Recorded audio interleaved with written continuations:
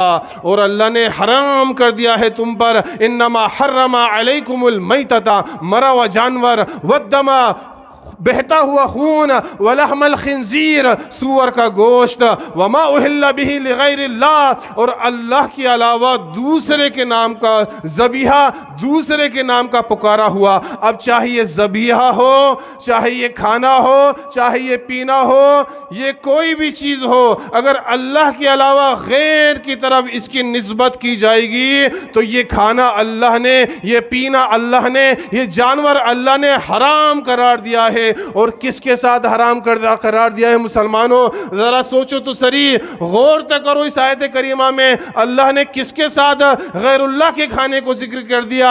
میتتا، مرا ہوا جانور، والدما بہتے ہوئے خون کے ساتھ، ولحم الخنزیر سور کے گوشت کے ساتھ، پھر فرمایا وما اہل بہ لغیر اللہ، اللہ کے علاوہ دوسرے کے نام کا کھانا تمہارے لیے حرام ہے، ذبیحہ تمہارے لیے حرام ہے۔ لیکن آج ہمارے بہت سارے مسلمان بھائی کیا کہتے ہیں؟ ہاں غلط تو ہے لیکن رزق ہے، بسم اللہ پڑھ کے کھا لو۔ بسم اللہ پڑھ کے کیا حرام غذا حلال ہو جاتی ہے؟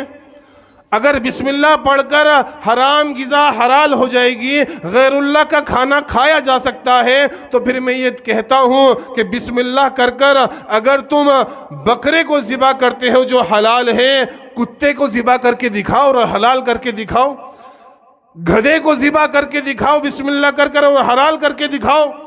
یہ بسم اللہ جو ہے نا، یہ اللہ رب العالمین کی طرف سے وہ کلمہ ہے جس کے ذریعے سے ہم لقمہ اپنے پیٹ کے اندر ڈالتے ہیں۔ یہ بسم اللہ کسی حرام کھانے کو حلال کرنے کے لیے نہیں ہے کہ ہم سوچیں کہ نہیں غیر اللہ کا ہے، غیر اللہ کی نظر و نیاز ہے، بسم اللہ پڑھ کے کھا لو حلال ہو جائے گا، نہیں ہوگا۔ بسم اللہ پڑھ کر وہی چیز کھائی جائے گی جو حلال ہے۔ بسم اللہ بنی ہے حلال چیزوں کو کھانے کے لیے، بسم اللہ حرام چیزوں کے اوپر پڑھ کر کھانے کے لیے نہیں بنی ہے۔ تو یاد رکھنا، جو یہ لوگ کہتے ہیں کہ بسم اللہ پڑھ کے کھا لو کوئی مسئلہ نہیں ہے، تو میں ان کو یہ دعوت فکر دیتا ہوں، حرام چیز پر، حرام اشیاء کے اوپر، حرام جانور کے اوپر اگر تم بسم اللہ پڑھو گے وہ قیامت تک حلال نہیں ہوگا۔